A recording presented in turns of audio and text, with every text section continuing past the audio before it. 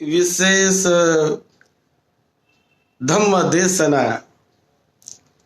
आज दिनांक 4 दिसंबर 2020। ये धम्म देशना विशेष रूप से हम मूल पाली त्रिपिटक के ग्रंथों के आधार पर देते हैं। जिन त्रिपिटक के मूल ग्रंथों में तथागत भगवान बुद्ध की ओरिजिनल वाणी, मूल वाणी संग्रहित है। तथागत बुद्ध जब बुद्ध बने तो बुद्ध बनने से लेकर उनके महापरिनिर्वाण तक, अंतिम सांस तक जो कुछ बुद्ध ने बताया, जो कुछ सिखाया, उसका सारा विवरण, वो सारी बातें पूज्य भिक्खु संघ ने और उपासक उपासिकाओं ने सभी मानवता के कल्याण के लिए, भावी पीढ़ी के लिए वो संभाल के रखी और आज वो त्रिपिटक में उपलब्ध है। उन्हीं ग्रंथों के आधार पर जहाँ मूल वाणी बुद्ध की है, यह हमारी धम्म देशना है। चिरं तिष्ठन्तु सद्धम्मो लोको हुन्तु सुखी सदा। सद्धम्म इस पवित्र पावन धरती पर दीर्घ काल तक टिका रहे, लोग उसे जाने, समझे, उसे सुने, उस पर चिंतन मनन करे, विचार करे और चिंतन मनन करके अपने स्वयं उस रास्ते पर चलकर अपने जीवन को धन्य धन्य बनाए, परम उद्धार करे अपने इस अनमोल मनुष्य देह का, अनमोल मानवीय जीवन का। इस भावना से तथागत बुद्ध ने यह धम्म लोगों के हित और कल्याण के लिए सिखाया है। आज हम मध्यम निकाय के एक सूत्र पर कुछ चर्चा करेंगे। हम ओरिजिनल मूल ग्रंथ से ही पढ़ रहे हैं। मध्यम निकाय का लट्टू की कोपम सूत्र, लट्टू की कोपम सूत्र, ये मध्यम निकाय में आता है। हम ओरिजिनल पढ़ेंगे। एवं में सुतं एकं समयं भगवा अंगुत्तरा पेशु विहरति आपनं नाम अंगुत्तरा पानं निगमो अथको भगवा पुबन्न समयं निवासित्वा पत्तचिवरमादाय आपनं पिंडाय पाविसी आपने पिंडाय चरित्वा पच्छाभतं पिंडपात पटिकंतो येन अन्यतरो वनसंडो तेनुपसंकमी दिवा विहाराय। एक समय तथागत भगवान बुद्ध अंगुत्तराप नाम के उस प्रदेश में, जो एक आपन्न नाम का ग्राम था, गांव था, वहां पर बुद्ध विहार कर रहे थे, वहां पर बुद्ध रहते थे। तो सुबह उठकर हाथ में पात्र लेकर, चिवर पहनकर तथागत बुद्ध भिक्षाटन के लिए, भिक्षा कर्म के लिए गांव में गए और भिक्षा लाकर भोजन करके, भोजन के परांत वहां पर जो एक बड़ा वन था, जंगल था, वहां जाकर वो दोपहर के समय आराम के लिए और ध्यान के लिए वहां पर बैठ गए भोजन के परांत। आयस्मा सो उदाई पुभन समयम निवासित्वा पत्त चीवर मादाय आपनं पिंडाय पाविसी आपने पिंडाय चरित्वा पच्छा भत्तं पिंडपात पटिकंतो येन सो वनसंडो तेनुपसंक्रमी दिवा विहाराय। जब बुद्ध वहां बैठे थे उसी दिन आयुष्मान उदाई नाम के भिक्षु वो भी पिंडपात के लिए उस गांव में गए, किसी दूसरी मकानों की तरफ, दूसरी जगह, और गांव में जाकर उन्होंने भी अपनी भिक्षा ग्रहण की और वो भी दोपहर के लिए उस वन प्रदेश में, जंगल में आ गए। तो दूर से जब उन्होंने देखा कि भगवान तथागत वहां बैठे हुए हैं एक पेड़ के नीचे, तो वो उदाई नाम का जो भिक्षु था वो भी तथागत भगवान बुद्ध के पास चला गया और भगवान बुद्ध को वहां जाकर वंदन करके भगवान बुद्ध से उन्होंने वार्तालाप करना शुरू कर दिया। वंदन करके वहां बैठ गया और बैठकर उन्होंने बुद्ध से वार्तालाप शुरू किया और तथागत बुद्ध से वो पूछने लगे, उदाई पूछने लगे कि भगवान, चर्चा में बात छिड़ी गई। बुद्ध कहते हैं कि मैं बहुत सारे कुछ बातों को छोड़ने के लिए बताता हूं, तो कुछ लोग उसे नहीं छोड़ते। मैं कहता हूं कि ये छोड़ना चाहिए, इसे छोड़ना अच्छा है, तो कुछ लोग नहीं छोड़ते, लेकिन कुछ भिक्षु उसे छोड़ देते हैं और उसे छोड़कर वो अच्छी तरह से अपने सुखपूर्वक, आनंदपूर्वक विहार करने लगते हैं। और जो लोग नहीं छोड़ते तो एक बटेर पंछी की तथागत बुद्ध ने उपमा दी। वो लवा होता है, बटेर या लवा बटेर, ऐसा जो पंछी, जब पंछी पकड़ने वाला उन्हें पकड़ लेता है और पकड़कर कहीं पर छोटे से रस्सी से, जो वेल होती है पेड़ की, ऐसे पेड़ के वेल से ही मान लो उन्होंने छोटे से बंधन से उसे बांध रखा है, लेकिन वो बंधन छोटा सा लगता है उनको, लेकिन छोटा नहीं होता। वो पंछी जानता है कि मुझे इन्होंने जो बांध रखा, ये तो मेरे वध करने के लिए बांधा है,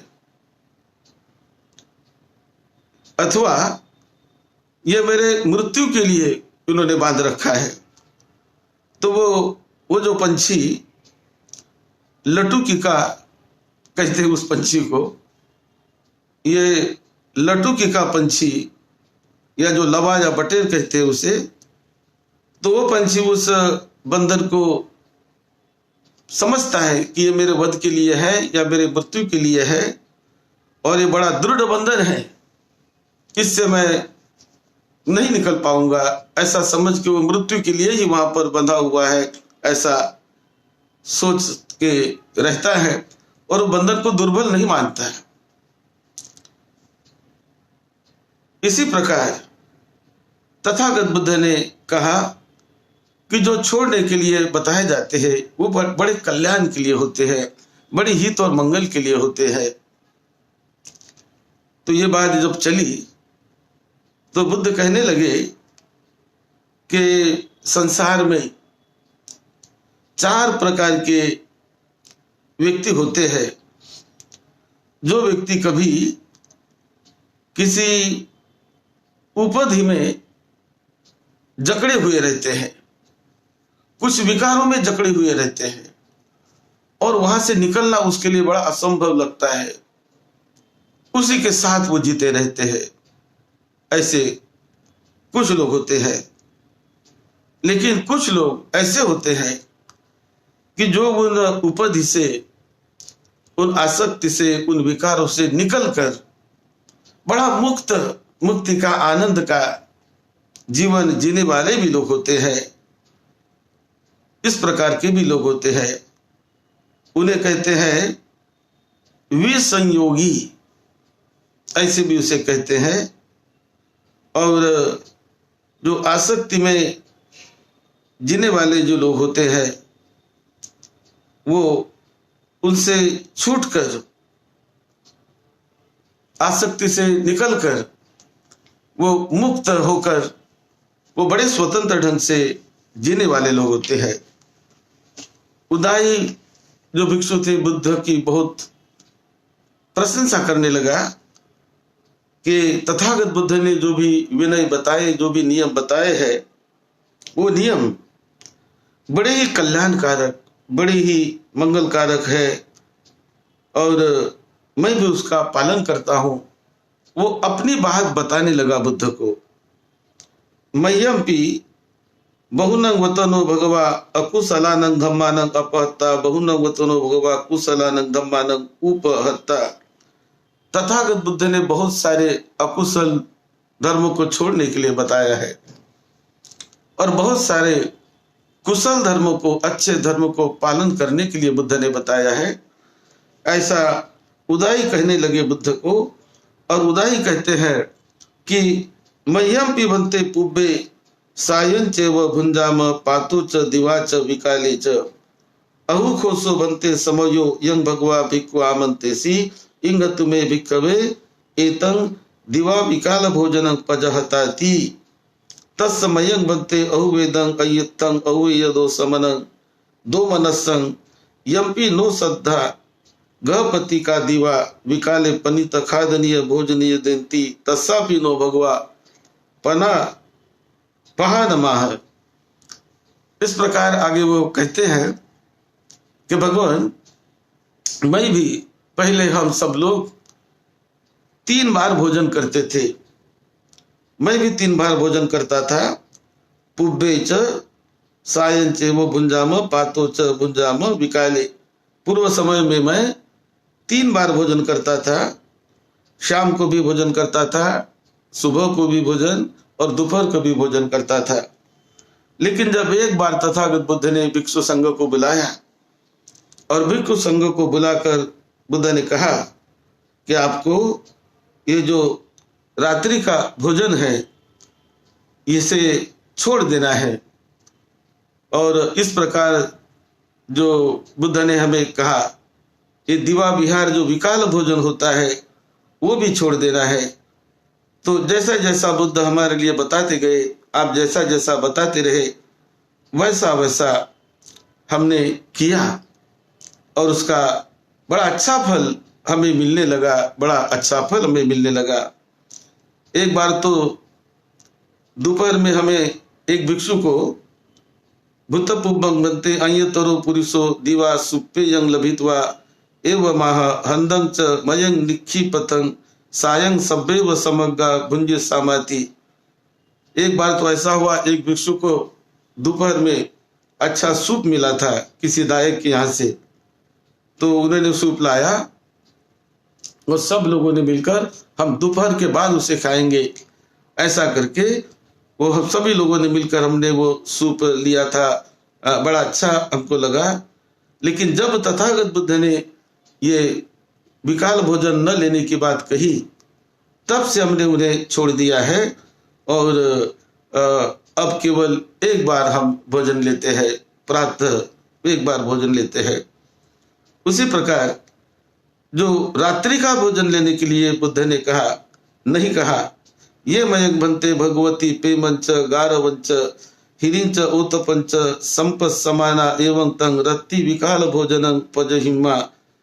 रात्रि का भोजन भी मैं लेता था,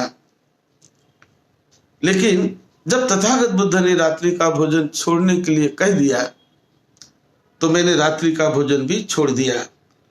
और इतना मतलब वो रात्रि के भोजन में लेने में हमारे भिक्षुओं को इतनी परेशानी होती थी कि जब पिंडपात के लिए अंधेरी रात में जब उपासकों के यहाँ जाना पड़ता था तो जंगल के रास्ते जाते समय बड़ा घना अंधेरा है और घने अंधेरे से जब जाना पड़ता है तो कभी कभी रास्ते में कोई छोटे मोटे गड्ढे, वहाँ पर भी कभी कोई भिक्षु गिर सकता था, तो कभी जो कांटे के पेड़ होते हैं तो कांटे के पेड़ों में से भी कभी जाना पड़ता।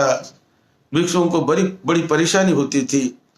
कभी जब बारिश आ रही और उस बारिश में पता नहीं चलता, रास्ता भीगा हुआ है, कीचड़ है, तो ऐसे रात के समय जब हम भोजन के लिए जाते थे, भोजन मांगने के लिए, तो बहुत ही परेशानियों का हमें सामना करना पड़ता था। अंधेरी रात में बड़ा ही कठिन दौर से हमें गुजरना पड़ता था। वो अपनी बात बता रहे थे कि एक बार मैं भी भूतपुभ बनते रत्तंधकारती मी सायं पिंडाय चरामी अद्द साखो मंग बत्ते अय तरा इत्थी विजंती काराय भाजनं धोवंती दिस्वा में भीता विसर मकासी अभुम में पिसाचो वत मंती एवं उत्ते अहंग बनते तंग इत्थी एतदवच नाहंग भगिनी पिसाचो भिक्षु पिंडाय ठितोती। बनते एक बार मैं रात्रि के समय पिंडपात के लिए गया था और अंधेरी रात्रि थी और वो अपने बर्तन बाहर धो रही थी अपने घर के बरामदे में। और मुझे जब उन्होंने देखा तो देखकर वो बड़ी जोर से चिल्लाई, बहुत घबरा गई। क्यों कहने लगी कोई पिशाच आया है, कोई ये आया है, वो आया है, इस प्रकार से वो कहने लगी और जोर से वो चिल्ला उठी। तो मैंने उसको कहा कि बहन बहन चिल्लाओ नहीं बहन, मैं भिक्षु हूं, मैं पिंडपात के लिए खड़ा हूं। ऐसा जब मैंने उसको कहा तब वो शांत हो गई और फिर वो बहुत दुखी हुई थी। इस प्रकार के कई ऐसे भिक्षुओं को रात्रि का भोजन लेते समय, रात्रि में पिंडपात के लिए जाते समय बहुत सारी दिक्कतों का सामना करना पड़ता था। कभी चोर का भी सामना करना पड़ता है, चोर लोग भी उनको परेशान करने का प्रयास करते हैं। तो कभी जो रात के समय में, रात के अंधेरे में, कभी ये जो जानवर होते हैं, कभी जो कुत्ते होते हैं, ये कुत्तों से भी बड़ा डर, कई प्राणियों से भी बड़ा डर। और ऐसे में रात के समय केवल पेट के लिए जाना हमें पड़ता था, केवल भूख शांत करने के लिए, पेट के लिए हमें घूमना पड़ता था। लेकिन तथागत बुद्ध ने हम पर अनुकंपा करके ये नियम बना दिया कि रात में किसी उपासक के यहाँ भिक्षा मांगने के लिए ना जाओ, क्योंकि अब वो कई प्रकार के खतरे निर्माण करता है, कई प्रकार के दुखों को झेलना पड़ता है। तो वो जब तथागत बुद्ध ने नियम बनवाया तो उससे बड़ी हमें राहत मिलने लगी, हमें बड़ा अच्छा अनुभव आने लगा और बड़ा हम सुख से शांति से विहरने लगे। तो ये जो बुद्ध हमारे लिए बताते हैं वो बहुत ही कल्याणकारी, बहुत ही मंगलकारी है। इस प्रकार के उदाई जो स्थविर थे वो तथागत बुद्ध को बता रहे, इस सूत्र में आता है, वो बुद्ध को बता रहे। उसके बाद चर्चा होते होते, ये सूत्र बड़ा लंबा सूत्र है, चर्चा होते होते तथागत बुद्ध ने ये 5 जो काम गुण हैं उनके बारे में बताया कि बहुत सारे लोग इस 5 प्रकार के काम गुणों में वो फंसे रहते हैं, उस बंधनों में फंसे रहते हैं। और सुख 2 प्रकार का होता है। एक तो इस 5 इंद्रियों से, 6 इंद्रियों से मिलने वाला सुख, 5 इंद्रियों से मिलने वाला सुख, इसे ये भी सुख ही है, लेकिन इस सुख को आध्यात्मिक भाषा में ये हल्के प्रकार का सुख माना जाता है, जिसे अनार्य सुख, हल्के प्रकार का सुख आध्यात्मिक भाषा में हम मानते हैं। हमारे भिक्षुओं के लिए ये जो सुख है वो हल्के प्रकार का है, लेकिन ये इंद्रियों के परे जाकर, इंद्रियों पर विजय पाकर जो हमें सुख मिलता है, जैसे आगे जाते जाते जो प्रथम ध्यान का जो सुख मिलता है, उसमें जो प्रीति आती है, आनंद आता है, सुख आता है, वो इससे उच्चतम है, इससे बेहतर है। जो इंद्रियों के परे का सुख होता है, उसी प्रकार द्वितीय ध्यान का सुख मिलता है, वो भी उससे उत्तम है, उससे बेहतर है। और ये ध्यान का सुख मिलाते मिलाते वो तृतीय ध्यान का सुख वो भी इससे उत्तम है, उसे आर्य सुख कहा जाता है। तो यह सुख इन इंद्रियों से परे का होता है, लेकिन वो उच्च दर्जा का सुख माना जाता है। उसी प्रकार जब चतुर्थ ध्यान को हम पाते हैं, तो चतुर्थ ध्यान का जो सुख है वो बड़ा ऊंचे दर्जे का होता है। उसे इंद्रियों के साथ रहकर ही हम भोगते हैं, लेकिन वो सुख ऊंचे दर्जे का है। उसे नैष्क्रम्य सुख भी कहते हैं कि हम इंद्रियों के साथ रहकर, वस्तुओं के साथ रहकर, सभी के साथ रहकर भी उनसे दूर रहकर, उनसे अलिप्त रहकर, अपने चित्त को, अपने मन को उनसे अलिप्त करके भीतर ही भीतर प्रीति का सुख जो निर्माण होता है, नैष्क्रम्य सुख, यानी कुछ छोड़ने का सुख, कुछ पकड़ के रहने में जो सुख है वो भी सुख है, लेकिन उसे छोड़ने में जो सुख है वो उससे बड़ा है, वो नैष्क्रम्य सुख है। और वो हमें आध्यात्मिक क्षेत्र में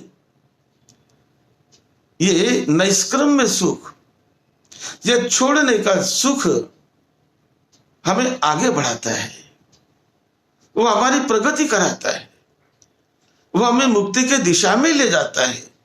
इसलिए ये चौथे ध्यान में मिलने वाला सुख ये बड़ा है, लेकिन फिर भी यदि उससे आगे जाना है तो जो साधक होता है वो उससे भी भय खाता है कि नहीं, यह भी सुख मेरे लिए बंधन कारक है। जो प्रीति सुख, जो चौथे ध्यान का सुख, यह भी मेरे लिए बाधक है, बंधन कारक है। क्यों ना मैं इसे छोड़ के आगे जाऊं, तो इसे छोड़ने का मैं प्रयास करूं। और ऐसा करके उसके बाद वो ये उस ध्यान के सुख के आगे वो जाता है, क्योंकि वो तो अस्थिर होता है वो सुख। तो उसके आगे जाकर उससे वो निरुद्धि के रास्ते पर जाकर वो आगे प्रयाण करता है, आगे बढ़ता है। और आगे बढ़ते बढ़ते फिर तथागत बुद्ध कहते हैं कि आगे जाते समय वो ऐसे सुख को पाता है कि विज्ञानंचा ये तन, इस अवस्था में वो विहार करने लगता है। आकाशंचा आकाशानंचा ये तन, ऐसे में वो विहार करने लगता है। तो ये एक सुख से बढ़कर और दूसरा बढ़कर सुख है, और बढ़कर ये लोकोत्तर सुख होता है, इंद्रियों के परे लोकोत्तर। तो लोकोत्तर सुख का जब भिक्षु साक्षात्कार करता है, साधक साक्षात्कार करता है, तो लोकोत्तर भी 4 प्रकार के सुख है। और उसमें वो बाधा देखते हुए, उसमें भी वो भय देखता है, दुख देखता है कि नहीं, उससे आगे मुझे जाना है, उससे आगे मुझे जाना है। और ऐसा करके जब साधक उससे आगे जाने का प्रयास करता है और आगे जाकर नेव संज्ञा ना संज्ञा ये तन, ऐसे वो सुख के अवस्था में विचरण करने लगता है। तो नेव संज्ञा ना संज्ञा ये तन की चित्त की अवस्था, ये शरीर की अवस्था नहीं, इंद्रियों की अवस्था नहीं, ये चित्त की अवस्था है। तो उसमें जो विहार करते समय उनको ऐसे लगने लगता है कि नहीं, इसमें भी दोष है, मुझे इससे भी आगे जाना है।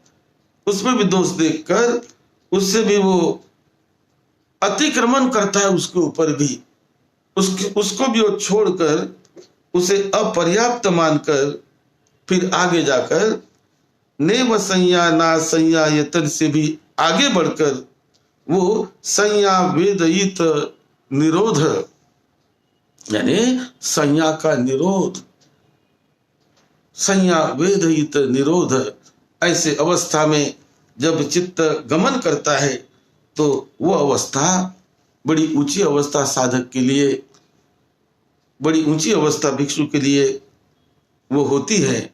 तो ये आगे जितना जितना कुछ छोड़ के आगे बढ़ो तो ऊंचाइयों को पाओगे। ऊंचाइयों को पाने के लिए कुछ छोड़ना पड़ता है। जो हल्की चीजें उसे छोड़कर ऊंचाइयों पर चढ़ने के लिए आगे बढ़ते बढ़ते बढ़ते बढ़ते चित्त ऐसी अवस्था तक वो आता है कि जो 9वें ध्यान में, जिसे संज्ञा वेदहित निरोध ध्यान, ऐसे ध्यान की उस मुक्त अवस्था में भिक्षु विचरण करने लगता है और सारे संयोजनों से, सारे बंधनों से, चित्त के जो बंधन, चित्त के जो संयोजन, उनसे वो मुक्त होकर बहुत ही अनंत सुख शांति के अवस्था में वो प्रवेश करता है, विचरण करता है और वर्तमान जीवन में ही उस का वो भोगी होता है, उसका वो साक्षात्कार करता है। ये कोई कहलाने की बात नहीं, ये तो साक्षात्कार की बात है। तो ये जब तथागत बुद्ध उस उदाई को समझाने लगे, एक से बढ़कर एक, एक से बढ़कर एक जब बुद्ध समझाते हैं तो उदाई बहुत ही प्रसन्न हुए, बहुत ही प्रसन्न हुए और वो प्रसन्न होकर अदुःखम सुखं उपेक्षा सती पारिशुद्धि विहरति पीतिया च विरागा उपेक्षो च विहरति सतो संपजानो सुखं च कायेन पटि संवेदेति। तो ये सारे काया के सुख को अतिक्रमण करके उसे छोड़कर वो अनंत ऐसे सुख शांति की अवस्था को पाता है।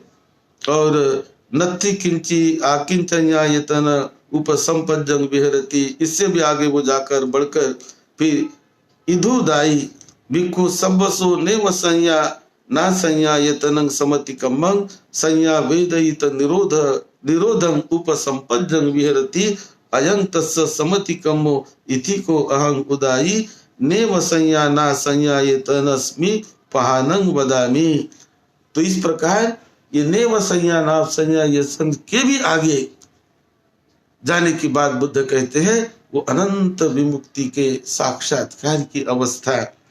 तो इस प्रकार तथागत बुद्ध ने उदाई को उस पेड़ के नीचे जो बैठे थे दोपहर के समय, उस समय ये देशना दी और उदाई को ये समझाया।